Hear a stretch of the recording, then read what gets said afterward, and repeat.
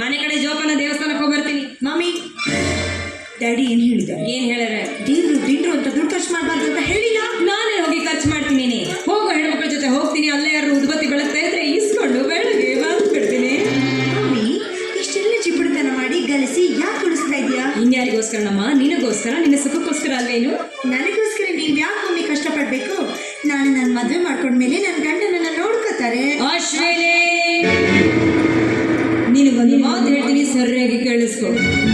ನೀರು ಪ್ರೀತಿಸೋ ಹುಡುಗ ಯಾವನೇ ಆಗಿದ್ರು ಸರಿ, ಅವನು ಹಣವಂತನಾಗಿರಬೇಕು. ಅವನ ಎಲ್ಲ ಸಂಪಾದನೆಯು ನಿನ್ನ ಕೈನಾಗ ಇರಬೇಕು. ಅದು ಬಿಟ್ಟು ಯಾವುದಾದ್ರೂ ಬೀದಿ ಬಿಕಾರಿನ ಮದುವೆ ಆಗ್ತೀನಿ ಅಂತ ಬಂದರೆ ಗಮ್ಮನ್ ಒಟ್ಟ. ಗೊತ್ತಾಯ್ತು? ಗೊತ್ತಾಯ್ತು ಮಮ್ಮಿ. ಏನು ಗೊತ್ತಾಯ್ತದ? ಫ್ಯಾಸನ ಮುಂದೆ ಹೋಗ್ತೆ.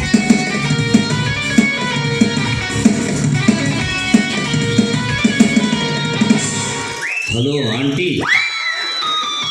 ಆಂಟಿನಾ? ಎಂತ ಕಾಲ ಬಂತು ನೋಡ್ರಿ. ಮೊದಲೆಲ್ಲ ಈ ಭಿಕ್ಷುಕರು ಮನೆ ಹೊರಗೆ ನಿಂತು ಯಾವ ತಾಯಿ ಏನಾದ್ರೂ ಇದ್ರೆ ದಾನ ಮಾಡ್ರವ ಅನ್ನೋರು.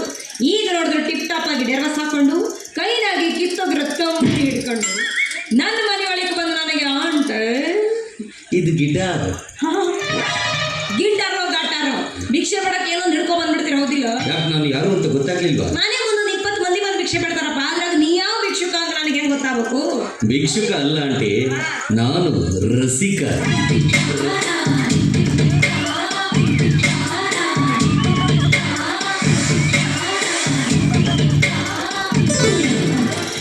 ಈ ರಸಿಕನ ಹೆಸರು ಕೇಳಿ ನನ್ನ ಆ ರಸಿಕನ ಇಟ್ಕೊಂಡಲ್ಲಮ್ಮ. ಯಾರ ರಸಿಕಲ್ಲೇ ನೀನು? ಕುಬೇರ ಕುಲಪತಿಯವರ ಏಕೈಕ ಸುಪುತ್ರ ರಸಿಕ.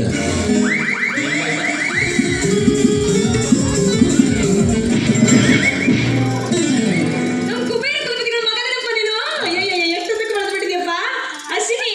ನೀನ್ ಯಾವಾಗ್ಲೂ ಇವ್ರ ಅಪ್ಪನ ಜೊತೆ ಬತ್ತಿದ್ನವ, ಚಟ್ನಿನೇ ಹಾಕ್ತಿದ್ದಿಲ್ಲ.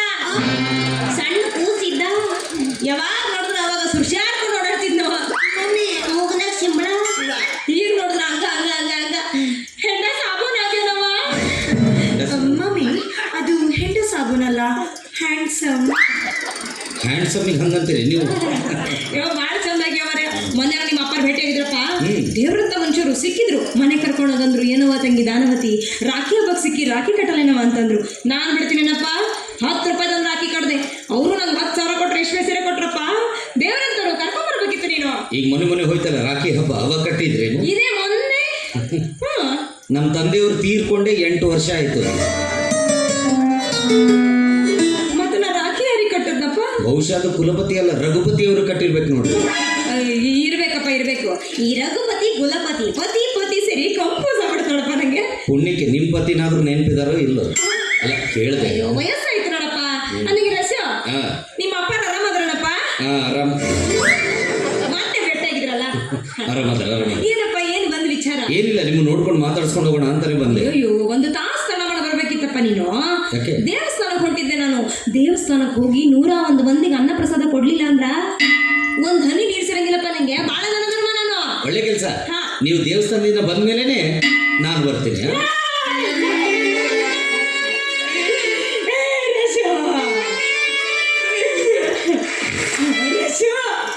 ಈ ದಾನವತಿ ಮನೆಗೆ ಬಂದು ನೀನು ಹನಿ ನೀರು ಕುಡಿದೆ ಹೋದ್ರೆ ಆ ನಿಮ್ಮಪ್ಪ ರಘುಪತಿಗೆ ಬೇಜಾರಾಗಲ್ವೇನು? ನಮ್ಮೇಲೆ ನೋವು ಮಾಡ್ಕೊಳ್ಳಲ್ಲ ಏನಪ್ಪ? ನನ್ನ ಮಗ ನಿಮ್ಮ ಮನೆಗೆ ಬಂದ್ರೆ ಒಂದು ಹನಿ ನೀರು ಕೊಡದೆ ಕಳಿಸಿದ್ರೆ ಎಷ್ಟು ಅಂದ್ಕೋಬೇಡಪ್ಪ. ಅದಕ್ಕೆ ನೀನೇನಾದ್ರೂ ತಿಂದು ಕೊಡದೆ ಹೋಗ್ಬೇಕಪ್ಪ. ಆಗಲ್ಲ ಅದು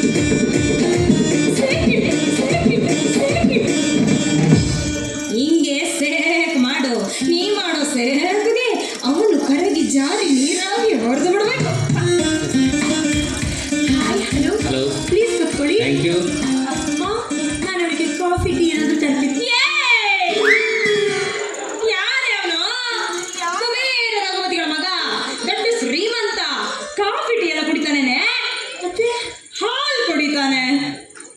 ನನಗೇನು ಬೇಡ ಅಂತೆ.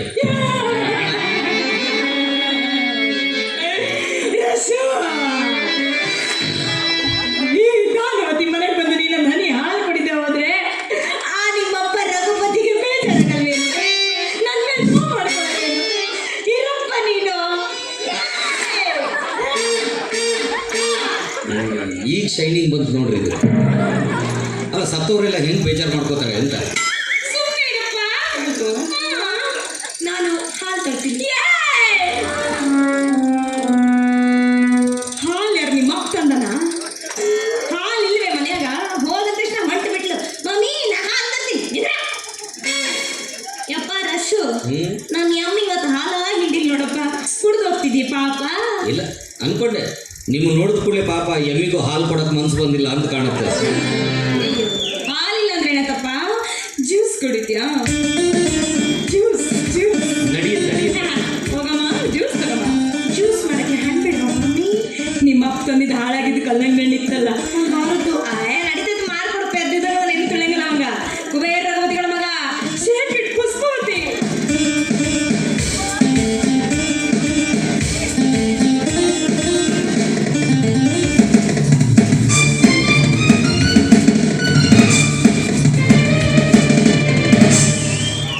ಬಂದ ಕಾರಣ